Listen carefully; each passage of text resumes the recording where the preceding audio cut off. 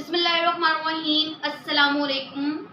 बेटे, आज का हमारा टॉपिक है non contact of forces. Last lecture में हमने कॉन्टैक्ट ऑफ फोर्सेस रीड किया था।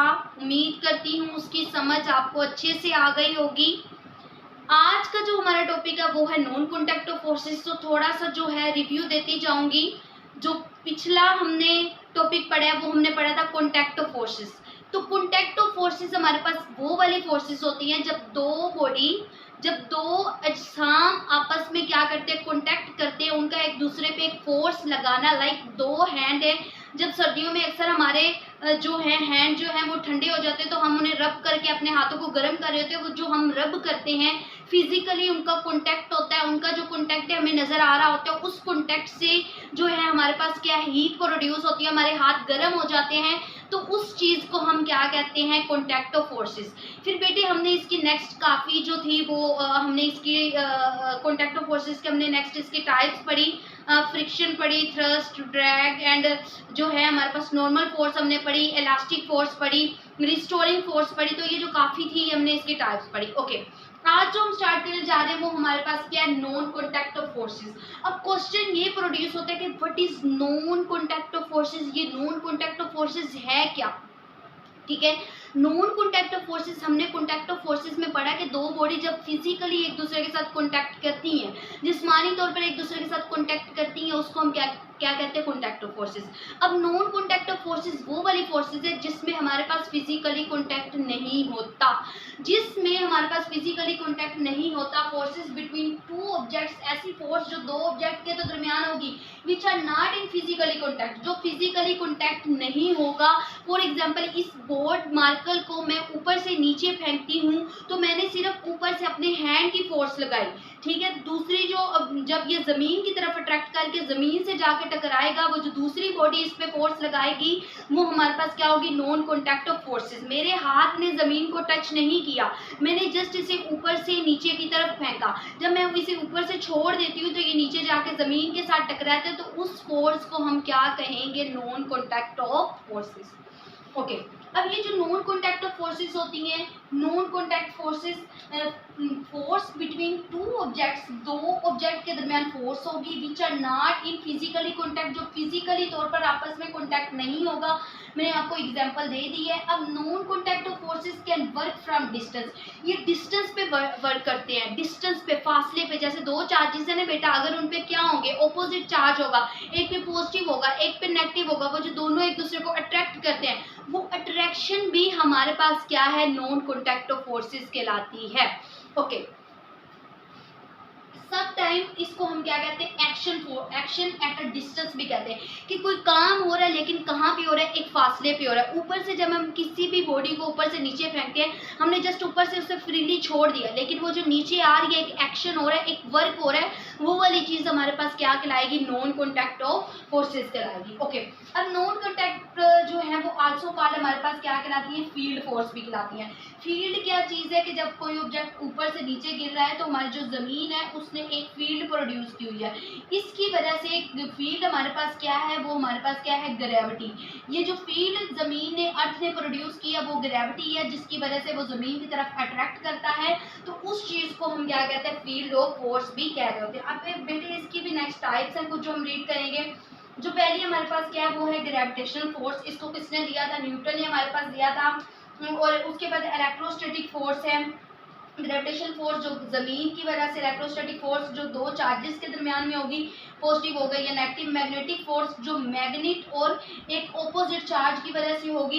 एक मैग्नेट हमारे पास पड़ा हुआ है तो एक ऑपोजिट चार्ज होगा उनके दरमियान में। और strong and weak nuclear forces वो वाली होती हैं जो हमारे पास एक एटम के अंदर, एटम के न्यूक्लियाई के अंदर जो सब एटॉमिक पार्टिकल प्रेजेंट होते हैं, प्रोटॉन, न्यूट्रॉन, उनकी वजह से जो फोर्स होती है वो हमारे पास क्या होती है, strong and weak nuclear forces. Okay, अब बेटा हम सबसे पहले क्या कहेंगे, ग्रेविटेशनल फोर्स। इसको न्यूटन ने दिया था कि एक बॉडी जब ऊपर से फ्रीली हमारे पास गिरती है, फॉर एग्जांपल एक सिंपल सी इसकी एग्जांपल है। क्या एग्जांपल है कि जब एक एप्पल हमारे पास ट्री से नीचे फॉल करता है, गिरता है, तो वो किसकी तरफ अट्रैक्ट करेगा, अर्थ की तरफ अट्रैक्ट करेगा। वो जो उसकी अर्थ की तरफ अट्रैक्शन है वो हमारे पास किसकी एग्जाम्पल है, ग्रेविटेशनल फोर्स की। ठीक है, अब ग्रेविटेशनल फोर्स जो है पहली बात तो ये किसने दिया था, न्यूटन ने दिया था। न्यूटन गिव्स न्यूटन ने दिया किसको? ग्रेविटेशनल फोर्स को। ठीक है, ग्रेविटेशनल फोर्स तो कैसे उसने दिया कि एक एप्पल जो है सिंपली ऊपर से नीचे गिरता है तो वो जिस फोर्स की वजह से जमीन की तरफ अट्रैक्ट कर रहा है वो फोर्स हमारे पास क्या होती है? Gravitational force. अब ये हमारे पास क्या होती है? लॉन्ग रेंज फोर्स होती है। इसका फार्मूला हमारे पास क्या होगा? फोर्स इज इक्वल है जी। जी को हम क्या कहते हैं? कांस्टेंट ले लेते हैं, और मैस हमारे पास 1 और मैस 2, और जो उनके दरमियान में डिस्टेंस है वो हमारे पास क्या है?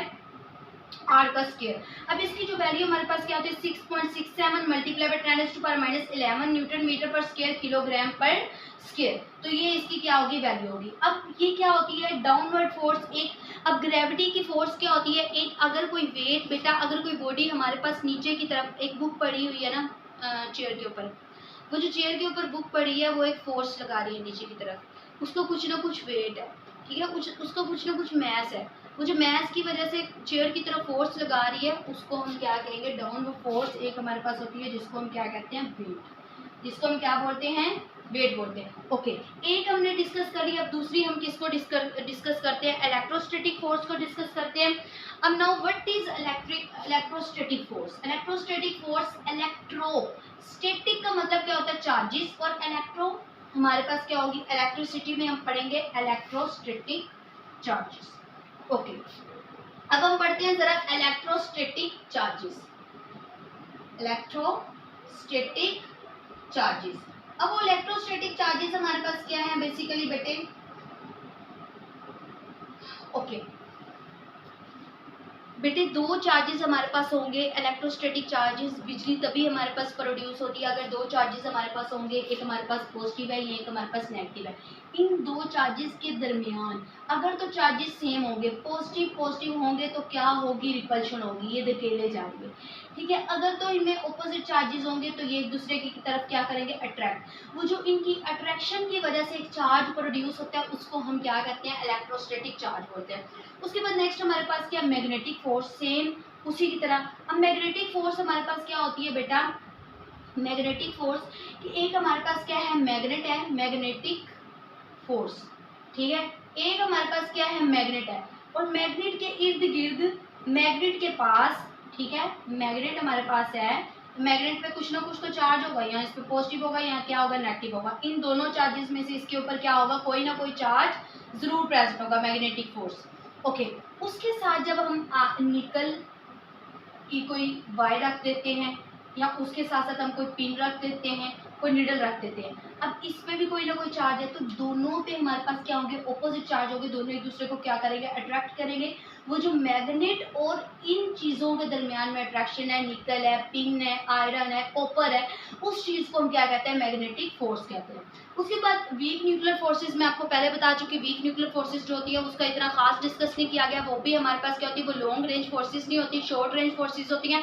और वो एटम के अंदर जो न्यूक्लियस प्रेजेंट होता है, न्यूक्लियाई के अंदर जो सब एटॉमिक पार्टिकल्स होते हैं, उनके अंदर जो फोर्सेज होती हैं, उन फोर्सेज को हम क्या कहते हैं बेटे? उन फोर्सेज को हम कहते हैं वीक न्यूक्लियर फोर्सेज। ओके, उम्मीद करती हूँ इसकी समझ आ गई होगी। इंपॉर्टेंट है, ग्रेविटेशनल फोर्स के बारे में पूछा जाता है, इसका डिफरेंस आ जाता है, इलेक्ट्रोमैग्नेटिक फोर्स के बारे में पूछा जाता है, तो ये जो सारा है वो आपके पास एक डिफरेंस आ सकता है। ओके, उम्मीद करती हूँ कि आज का लेक्चर आपको अच्छे से क्लियर हो गया होगा। Thanks for watching my video. Okay, जज़ाकिल्लाह, अल्लाह हाफिज़।